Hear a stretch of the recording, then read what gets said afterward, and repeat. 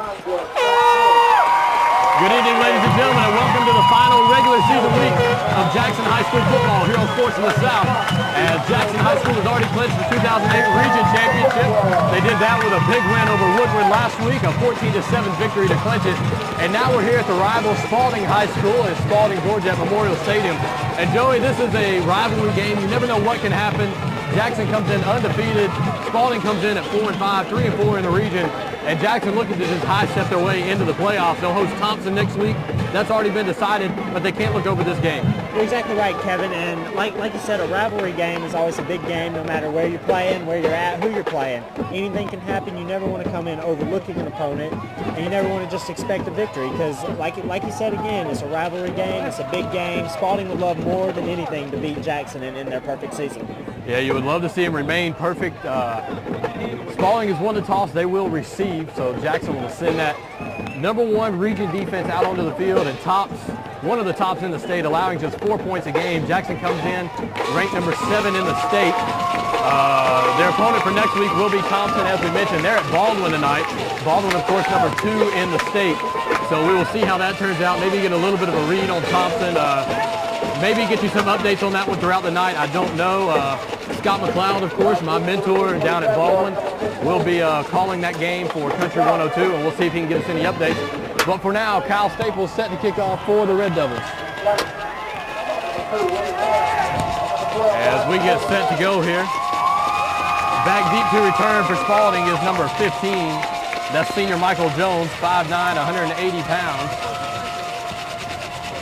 As Jackson is set, and we are underway. Staples kickoff comes to the near side, and it'll be number 2. He's not on our roster. Coming to the near side, breaking a couple of tackles and taken down. We apologize. They do not have hash marks here. We'll be guessing at a lot of the yardages throughout the night, but return to about the 31-yard line.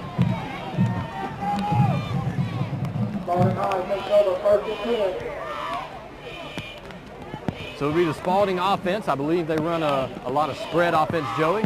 A lot different than the wing tee we saw last week. Yeah, it's going to be a whole lot different. It's going to be relying a lot more on the safeties in the corners, obviously, to stop the short passes and possible deep threat. And they do come out in the spread. Number 7 is their starting quarterback. He's not on our roster. So this could be a hit or miss on the roster tonight. First pass is thrown to the near side, complete to number 2 up to about the 37-yard line, a pickup of 6. Yeah, it looks like that's probably what we're going to see a lot of tonight. Is, spread offense is you see a lot of passes, and it'll be a lot of like quick slants, quick outs, things like that. So Jackson's corners are really going to have to step up and try to take away the short passing game. Second down and 4. Give goes straight up the gut to the big running back. That's number 40, Brian Cooper, the junior, and he is taken down for no gain on the play. And Joey, they've got a couple of, it looks like defensive linemen lined up at the wide receiver spot, number 90, as well as number 21. A couple of big bills in their slot spots. We'll keep an eye on that tonight, as well as the huge running back. Yeah, like you were mentioning earlier that they have some pretty big guys out there, but at the same time, we don't know how well they're going to be able to move, especially with a spread offense where it relies on a lot of speed.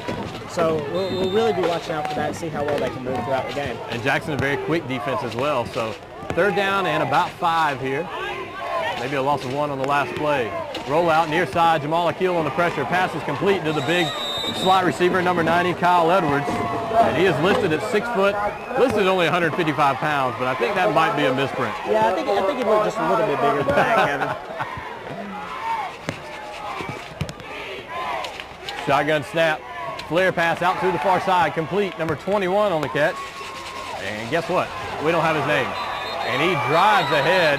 The ball came loose, but they're going to say he's down. He's into Jackson territory at the 49. A pickup of 5, maybe 6 on the play. And we really see the Spalding offense. They're coming out, they're throwing short little flares out to the running backs. They're throwing the quick out passes. And once again, it's going to rely on the Jackson corners to come up and take away those routes and make this team either beat you with their running game or by throwing the ball deep. Yeah, they're also doing a very good job of taking near on ball and the rest of that defensive line out. They are not holding on to the ball very long. It's almost like a Texas Tech offense. Yeah, that's a real good comparison. As we see Graham Harrell run that really well at Texas Tech. And this one is a give up the middle. That's number 15, the speed back, I'm assuming, Michael Jones, a 5'9 senior, and he takes it up to about the 46. It'll be third third down and maybe 1. And that's one thing the spread offense is going to rely on. You have the speed backs. Like my college team, the Florida Gators, they run the spread offense, and you see the speed backs in there. And that's really what makes the spread offense work. When you have that speed back, it really opens up a lot more options throughout the game. And we'll see what happens here as it's third down and about 1.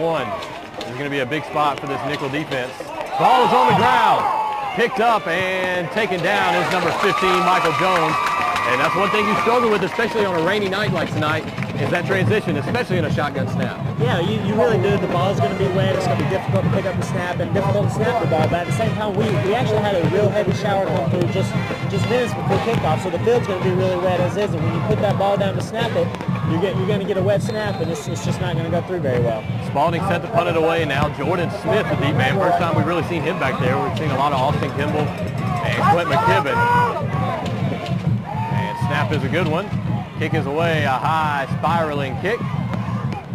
And ball is muffed, and I believe it's going to be Spalding football. You know, Kevin, that's one of those situations where the ball was kicked in relation to where the punt coverage was coming down the field, you got to just let that go. It's going to most likely it's going to take a bounce out of bounds. And worst case scenario, you're going to be pinned within your 20, maybe your 15-yard line. That's not terrible, and that's much better than giving Spalding the ball right here. Yeah, especially on a rainy night like tonight. Smith was really running towards that when he wasn't settled. That's going to be a very tough kick to field. And now Spalding knocking on the doors there just outside the red zone, 1st and 10 at the Jackson 25-yard line. And Joey, I saw their kicker in warm-up. He was hitting from 50 yards, so we know he's got a leg. And we'll see what they can do here as they come out once again in the spread. 2 receivers each side. Running back is on the near side. Low snap recovered. They're looking for the fade near side. Smith on the coverage. And that ball is caught. Touchdown. Pulled in by number 2. He's not on our roster. Jordan Smith busts the punt and then gives up the fade route for the touchdown. And that was just a spectacular catch. You see the receiver just run. He read it perfect. He timed his jump and tried to catch it at his highest point. And, I mean, you could. That's a tough route to cover. That is a very tough route to cover. You and me both know that very well. Now on to attempt the extra point is the Spalding Jaguars kicker. I believe number 10, Shelly White. Well, at least he's on our roster. 8:21 to go here in the first quarter. Spalding looking to make it a 7-0 ball game.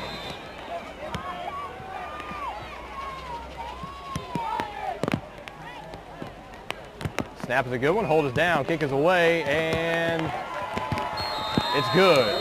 So with 8:21 to go in the ball game, Spalding recovers a muff punt, throws the fade route, and they're up quickly, 7-0. We'll take a short break. Be right back with more Jackson High School football on Sports in the South, your hometown sports network. Spalding set to kick it away. Low squib kick is down at the 34-yard line. Let's see who fell on it. It was number 29, Cody Walker, on the far side that fell on it at the 35. 1st and 10, Red Devils. Carlton comes out under center. McKibben the deep back. They are in the offset eye. And we're going to get some whistles. Now we're ready to go.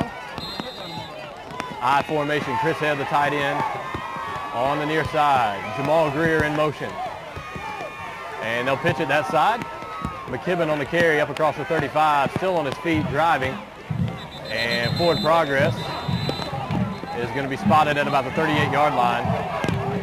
A pickup of 4, maybe 5 on the play. And you know, most likely with this Jackson offense, we're going to see Quentin McKibben get a lot of carries, especially in the rain, because really, Jackson throws the ball, but not like the spread offense is probably going to throw it at Spalding. And so we're going to see Quentin McKibben probably get a lot of carries and a lot of touches.